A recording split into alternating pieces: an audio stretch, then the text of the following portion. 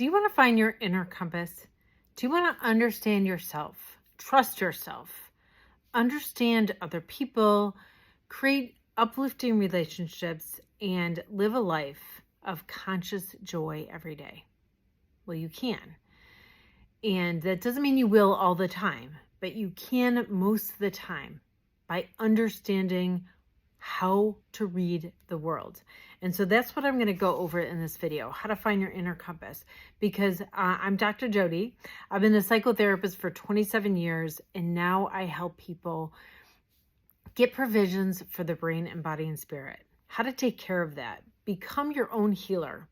Because there is a lot of noise out here about a lot of people telling you all the things that you have to do to feel better. And I want you to really understand how to read that and how to read yourself and how to come up with the things that you need, that you know that you need. Because we all have that inner compass. We all have that higher self. We all have that inner sensitivity and the intuition that could tell us what we need. And when those things aren't strong enough, we want to build relationships with people who see us so clearly that they're going to reflect back and help us make those decisions. Because we're social beings. We're not here to make all the decisions on our own in our life. So don't worry about that. I'm not into independence and total individualism. I think that has been the problem in our culture that has really taken us down, especially in the last 100 years, really destroyed our sense of ourselves. And so we have a lot of correcting to do because this has been a traumatic 100 years of trying to think that we have to be this perfect individual and judging ourselves and holding ourselves to these unrealistic high expectations. First of all, that is clouding your mind with so much negativity that it's hard to hear that voice of your inner compass, that voice of you, that understanding, that trust, that knowing that you deserve, that you're worthy, that you're loved, that you're important and special. Yes, you're special, but yes, everybody else is special too. Everybody's worthy. You're worthy, right? You deserve so much. That doesn't mean you're going to get it, because life is unfair and people have a lot of things and limits in their life. If you stick with me, I'm going to continue to show you and open up avenues where you could see limitlessness within those limits. And also knowing that if we join together, we could push past those limits. We could try to change the injustices that we see in the world. But first, because we're feeling so down ourselves and so incapable and so powerless ourselves, we have to restore that first. We have to heal some of our trauma that we've had, ancestral trauma, this life trauma, our family trauma, all of it. And then we have to understand the world in a different way than we do right now, because the way we understand it, we feel so vulnerable and powerless, which is totally spiking anxiety, depression, ADHD, all of the things. And, our culture is going to tell you that those are mental health illnesses or mental illnesses. They are regular human reactions to our world. Don't buy it. Don't buy that this is a mental illness and something's wrong with you and you are different. Because if you weren't having a response to our crazy world that you're having, I would think that there is something wrong with you. Think about that for a second. What if nothing's wrong with you?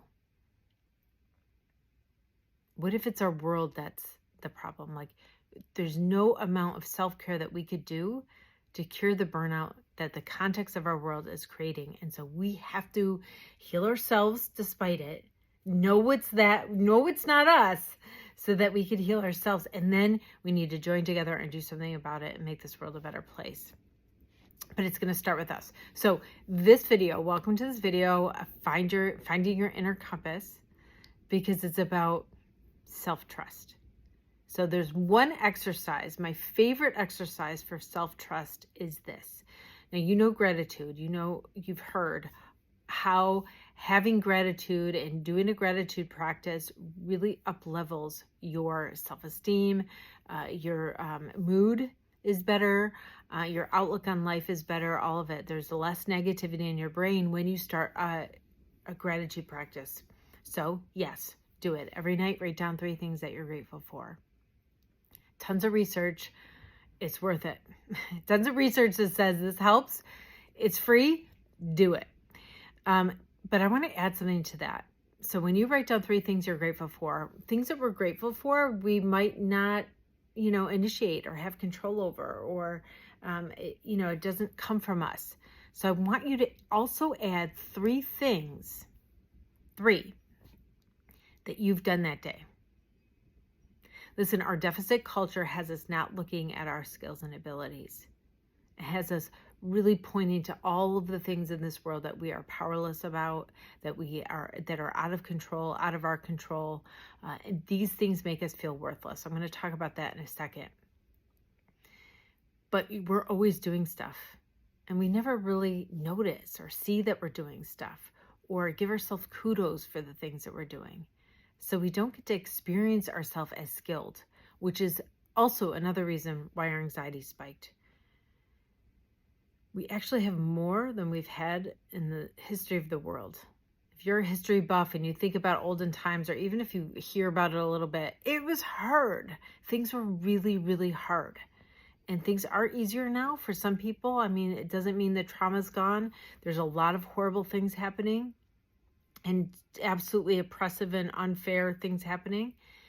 But we have less, that we need to do to survive. And in a way, that's part of the problem, because our brain has evolved for millions of years to problem solve all day long so that we survive. And we don't have to problem solve all day long to keep us surviving. We have the capacity for all those thoughts and all those problem solving units or whatever, but we don't have the problems. And so what happens is our mind is searching for problems. And when it searches for problems, it will find something for you to worry about. Sound familiar? And so we worry about stuff, and there's tons of things to worry about. It gives us something that might, that is important to us, and we're hooked. We're hooked. We don't want something bad to happen, and we're hooked. And so anxiety could take over anybody. Nothing's wrong with you. There's not you're not weak because you have it, or depression as well, because these things, when we feel out of control, we can feel both of those feelings, sometimes at the same time, sometimes different. But feeling powerless, worthless, and out of control, we think of those as symptoms of anxiety and depression, but actually those are symptoms of our world. Those are regular human responses to our world, and they lead to anxiety and depression and to increased ADHD. And I'm using these things as descriptors, not as diagnoses. Right? I don't think of them as mental illnesses, because this is a regular human reaction to our world. That doesn't mean you have to stay there. I'm here to help you get out of there. But if you don't understand it, then when we don't understand it, we give ourselves so much negative self-judgment because we don't understand it. And that negative self-judgment distracts us from knowing how to feel better. And if we could take that judgment off, because we could understand that we are having regular human reaction to our world, and it'd be weird if we didn't, then we don't have to sift through that judgment, and we don't have to attach those feelings, but you could then come out of them and know how to come out of them. I mean, you still have work to do, but you couldn't do that because we're so busy judging ourselves for being in this position in the first place. Then we have no self-trust. Actually, when I had anxiety, I'm a survivor of anxiety myself. I'm an author of Anxiety, I'm So Done With You. My other book, You Want Anxiety Zero, I tell my anxiety story, but you could find that on YouTube too. Or I have a podcast I have the audiobook that goes along with this if you're not a reader. And I also have a podcast that goes through every section of the book that goes a little bit deeper and tells more stories. I tell my story. When I had anxiety, when I was trying to recover from anxiety, I learned that the opposite of anxiety is trust. When you have anxiety, you have no trust. So when you learn to trust yourself, I went on a tangent in the middle of telling you that exercise. I'm going back to it. When you have anxiety, you don't have trust. You don't have trust in the world. You don't have trust in yourself. So everything feels vulnerable if you can't trust. And if you don't like yourself, it's like if you don't like yourself, it's like you don't feel able to handle things if they get hard, and you feel terrified that something bad's going to happen because you can't trust yourself to handle it. You see how it works like that? So having self-trust and building self-trust is the best thing that you could do to overcome your anxiety. And you can trust yourself. You would not have made it to this age, even if you're 15, even if you're 25, even if you're, 28, whatever, however old you are, you couldn't have made it to here without some skills. You have tons of skills. I see them. You may not be giving yourself credit for them because the world is telling you, look at your deficits, don't look at your achievements. So we're going to change that. Going back to the exercise, 3 things that you're grateful for and 3 things that you have done, some initiative, action that you took that day. It could be tiny, emptying the dishwasher. It could be making that phone call that has been on your list for a while. It could be making the list or taking a walk or anything. 3 things that you did, even if you're like, I do it every day, it's no big deal. Make it a big deal already. Because we have to start to see ourselves as someone who can do things, not as someone of all the things that we can't do and all our inadequacies that we have. This negative self-judgment, it comes out of this individualistic culture. Because in this individualistic culture, we think that we have to be everything and we have to be perfect as ourselves only. You're a social being. That's not even a thing anyway. It's just causing problems, emotional problems, because this is not how we're supposed to live.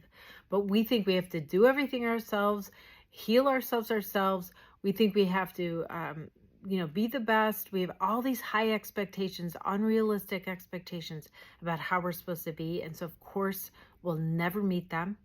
And so we'll always judge ourselves as inadequate. So we're all walking around with these shabby self-esteems. Worthless. We're making ourselves feel powerless, worthless, and out of control. Let me just add that one huge thing in the last 50 years is the screens. And Generation Z, you're defined this way because you've had a smartphone since about middle school. You've had a smartphone in your hand. And, maybe there's electronics, maybe it's a screen, or maybe it's like how we're perceiving things because it's 2D. But there's 3 categories of messages also. These messages that we're getting constantly, hours and hours a day. Companies have access to us, news has access to us, and social media and other people's content has access to us. And the messages that we're getting also contribute to our feeling powerless, worthless, and out of control. And so, yeah, you could put the phone down sometimes. Please do that. Please have some times in the day you're not on the phone. Teenagers and 20-year-olds have reported to researchers over and over again that when they're away from their phone a little while, that their mood goes up. That probably doesn't surprise a lot of you. And that doesn't mean you kiss your phone goodbye and don't do it. Some people go off some social media because they know that it makes them worse. And I just applaud some of that. It's pretty brave, isn't it? Because it's like we have a lot of FOMO and it's hard to do that. But the messages that we're getting constantly is that we are powerless, worthless, and out of control. And there's 3 categories of messages. One is everyone's better than you, right? This comparison culture, comparing our backstage mess to everyone's highlight reel and thinking that it's random. We've lost this connection between cause and effect. We don't see that we think that things are random, and it makes us feel so vulnerable and unable, like we've lost touch with our personal agency because we don't see that we have skills, we don't see our abilities. That exercise will connect you. When you start writing down 3 things that you do every day, you start to know yourself as someone who can do stuff. You'll start to see yourself as someone with skills. You have skills, right? You have skills from before you were born because you've learned things from evolution. So it's not even you, right? We have so many skills and our brains evolved for 2 million years to solve problems. You have incredible survival skills, You can trust yourself.